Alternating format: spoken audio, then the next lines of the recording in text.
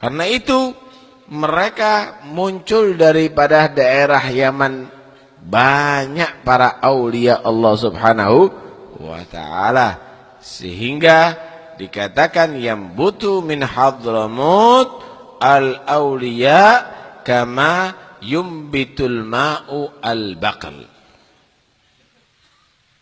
Bermunculan para aulia dari Hadramut seperti bermunculannya ganggang-ganggang ada di air. Air itu enggak lama sudah mengeluarkan lumut.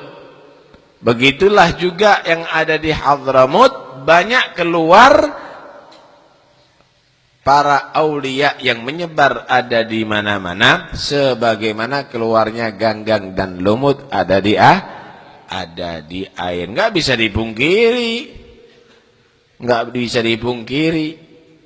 Karena itu ketika Rasulullah sallallahu alaihi wasallam, ketika Nabi sallallahu alaihi wasallam mendoakan kepada daerah Syam, Syam itu meliputi Palestina, Syria, dan mendoakan daerah Yaman, Allahumma barik fi Syamina wa Yamanina. Ya Allah, berikan berkah di daerah Syam dan daerah Yaman. Maka ada orang dari Najd. Najd itu ada bagian daripada Saudi. Saudi yang sekarang terkenal dengan Wahabi. Dan juga ada daerah Irak. Irak yang terkenal dengan Syiah. Mereka memohon, wa fi najdina ya Rasulullah. Di Najd juga didoakan ya Rasul supaya dapat berkah. Tetap Nabi menyatakan Allahumma barik fi Syamina wa Yamanina. Ya Allah, berikan berkah di Syam dan juga di negeri Yaman. Najd ya Rasulullah juga kasih dong. Doakan juga Allahumma barik fi Syamina wa Yamanina. Mudah-mudahan dari negeri Syam dan Najd Allah kasih berkah. Syam dan Yaman dikasih berkah. Najd ya Rasul. Najd wa minha tatla'u qarnus syaitan. Wa minhu tatla'u qarnus syaitan. Dari daerah Najd itu akan muncul tanduk-tanduk setan. Artinya fitnah terjadi ada di mana-mana dari daerah Najd. Najd itu meliputi ada daerah sebagian Saudi, di antaranya Riyadh, pusat daripada Wahabi. Itu muncul tatla'u garnus syaitan, yatla'u garnus syaitan, akan muncul di situ tanduk setan. Hadis sahih, riwayat Bukhari juga ada itu. Karena itu udahlah, kalau Anda ingin selamat memilih satu akidah usul, ikuti akidah Yaman dan Syam. Ikuti bimbingan ulama Yaman dan ulama Syam. Nah, jadi Najd itu daerah pegunungan. Di Yaman juga ada daerah Najd. Nah, ada Najdul Yaman, ada Najdul Hijaz, ada Najdul Iraq. Memang yang muncul daripada daerah Najd tadi itu adalah daerah yang di situ berkembang aliran-aliran yang tidak murni di luar Ahlus Sunnah wal Jamaah. Karena itu yang melaksanakan haji tadi itu akan menjadi terhiasi haji itu oleh orang-orang Yaman, kata Rasulullah, Zainul Hajj Ahlul Yaman. Alhamdulillah kita di Indonesia dibina oleh orang-orang Yaman. Wali Songo itu datuknya, kalau diurut kembali kepada Sayyid Abdul Malik Ibn Ammil Faqih. Itu dari Hadramut. Itu dari Hadramut. Begitu juga para habaib yang ada di Indonesia kebanyakan dari Hadramut. Hampir seluruh penyebar Islam dunia tadi itu mereka dari Hadramut dan juga dari Syam.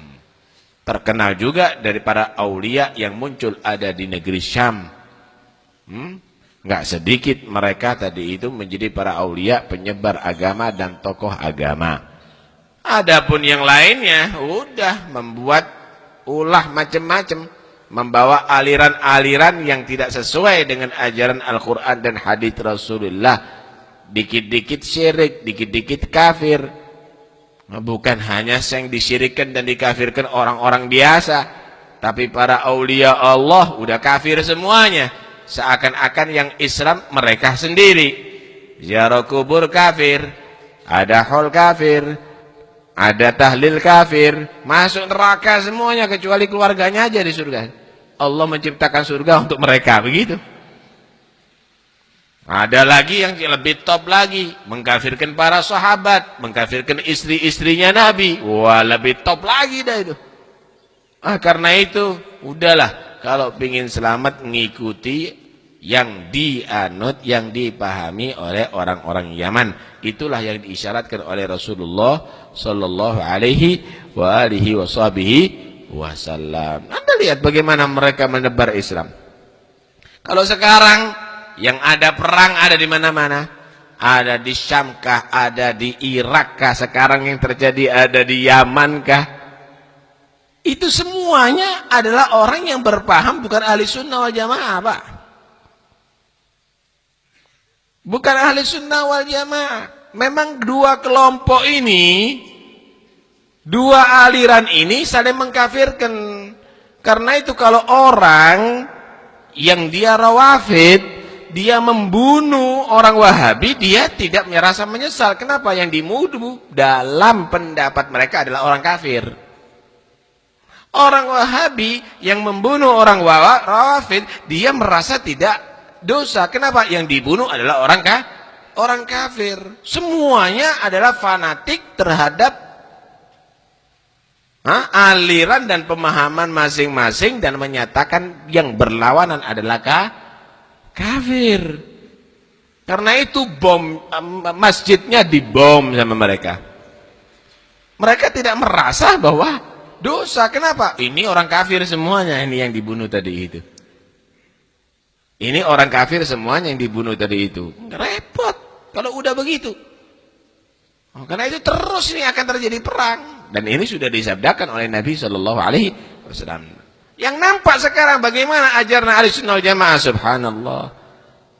Anda diajak untuk bersolawat, Anda diajak untuk berzikir, Anda diajak untuk damai, Anda diajak. Ya inilah ajaran daripada Ahlussunnah wal Jamaah yang diajarkan oleh ulama-ulama dari Yaman. Tidak ada mereka saling-saling mengkafirkan, tidak ada. Mereka menyatakan bahwa muslimin adalah saudara. Cuma ada saudara yang perlu diluruskan pemahamannya, perlu diluruskan ajarannya. Kenapa? Karena udah kecampuran dengan pemahaman-pemahaman di luar Islam. Begitu. Karena itu kalau Indonesia ini kepingin aman, nggak terjadi seperti di Yaman, nggak terjadi seperti ada di Teluk, di Irak atau di Syam atau di yang lainnya. Jangan diperbolehkan aliran selain Ahlussunnah wal Jamaah. Jangan diperbolehkan. Jaga masing-masing daerah. Sampean ada di daerah masing-masing. Semua aliran di luar Ahlussunnah wal Jamaah jangan diizinkan. Kepala desa, camat-camat. Jangan diizinkan. Kalau kepingin aman. Kalau enggak nanti begitu. Semua orang dikafir-kafirkan dah semuanya. Wah, ngetop kalau sudah ngafirkan yang hebat-hebat. Para ulia, Syekh Abdul Qadir Jilani kafir. Imam Busiri musyrik. Nanti ada lagi istri-istrinya Rasulullah kafir. Sayyidina Abu Bakar kafir, Sayyidina Umar kafir, Sayyidina Utsman kafir. Kafir-kafir semuanya. Ini tak orang yang beriman ini. Dan itulah yang terjadi, Karena itu udah. Sekarang kita harus melindungi daerah kita masing-masing. Ini ulama-ulama harus bersatu. Biar aman, damai itu nikmat. Damai itu nikmat. Perang itu susah. Tawuran itu susah, damai itu nikmat. Yang membuat tawur, yang membuat susah, yang buat ribut adalah yang menyebarkan aliran di luar Ahlussunnah wal Jamaah. Udah bener-bener ke Indonesia dari dulu damai. Udah bener orang Indonesia dari dulu yang dibaca maulid, dzikir, Yang dulu dibaca kitab Bukhari, kitab Muslim, Abi Dawud, Muwatta, Nasa'i, Tirmidzi. Ini sekarang muncul lain lagi. Oh, yang melaksanakan ini bid'ah, masuk neraka. Oh, yang melaksanakan ini syirik. Muncul lagi. Wah, itu Bukhari begini, itu dan ini, itu dan ini. Sok tahu. Belajarnya nggak kelihatan. Ngomongnya nyalakan sana, nyalakan sini. Udahlah, percaya sama kita. Percaya sama Wali Songo. Percaya sama Aulia. Percaya Faqihul Muqaddam. Percaya dengan Syekh Abdul Qadir Jilani. Percaya dengan Sayyidul Muhajir. Percaya dengan mereka semuanya bahwa mereka adalah mengawal akidah ini dengan sebenarnya sampai kepada kita, yaitu akidah Ahlus Sunnah wal Jamaah. Nggak akan bisa damai. Satu daerah yang ada dua aliran ini nggak akan bisa damai. Pasti tawur terus. Pasti kacau terus. Kalau sudah mereka tidak ada di satu daerah, insya Allah aman. Insya Allah aman. Timbulnya keributan sekarang ada di luar sana, itu adalah karena dua golongan ini. Dan itu semuanya adalah di luar ajaran Ahlus Sunnah wal Jamaah. Pun melok-melok, nggak usah ikut-ikutan. Itu enak ceramahnya, nggak enak-enakan ceramah ini. Ini bukan enak-enak ceramah, tapi ini adalah masalah usul. Ini bukan masalah furu', ini bukan masalah madhab, tapi ini masalah akidah, usul. Karena itu nggak benar. Kalau inti nggak tahu, jangan sok komentar. Inti nggak ngerti, inti nggak baca kitab, inti nggak usah komentar. Ikuti yang ngerti, jangan sok ngerti. Saling nyalakan itu nggak, jangan sok ngerti. Kalau mau dibahas masalah ilmiah, dibahas yang ngerti. Ngartikan wadduha nggak bisa. Ngartikan surat wadduha nggak bisa, kemudian mau bahas masalah ilmu ya repot. Ngartikan surat Al-Fatihah kadang-kadang nggak mampu. Bahas masalah ilmu ya repot. Karena itu udahlah, nggak usah ikut-ikutan ente. Yang bisa bahas ilmu itu ulama. Kalau kamu bukan ulama, diam, jangan komentar. Yang so alim, nambah kacau dajinya. Fas'alu ala dzikri in kuntum la ta'lamun. Orang yang buta itu harus mau dituntun. Kalau ada orang yang buta sok tahu, satu di antara dua, ya ketabrak atau ditabrak jadinya. Karena itu lebih baik kita memposisikan diri yang nggak tahu ini menjadi pengikut. Gerbongnya sudah ada kok. Gerbongnya sudah ada, sopirnya sudah ada, alhamdulillah. Apalagi Pasuruan mulai dari dulu udah dikawal sama habaib dan para ulama Ahlus Sunnah wal Jamaah. Anda hadir hall kemarin, hallnya Habib Ja'far, Ahlus Sunnah wal Jamaah. Di Kebon Agung ada makamnya Habib Alwi, Ahlus Sunnah wal Jamaah. Ada juga di Kebon Sari Ki Abdul Hamid, Ahlus Sunnah wal Jamaah. Di Sidogiri ada Ki Khalil, Ahlus Sunnah wal Jamaah. Di Keramat ada Ki Abdul Karim, Ahlus Sunnah wal Jamaah. Sunnah wal Jamaah. Kok repot sembian? Nggak usah cari-cari yang baru. Nggak usah, mereka ulama, mereka orang solehin, mereka aulia. Cukup. Nggak cocok sama mereka, udah tinggal aja. Ini sok komentar ini. Asal keluar dari mulut kata-kata, nggak ada nilai ilmiahnya sama sekali.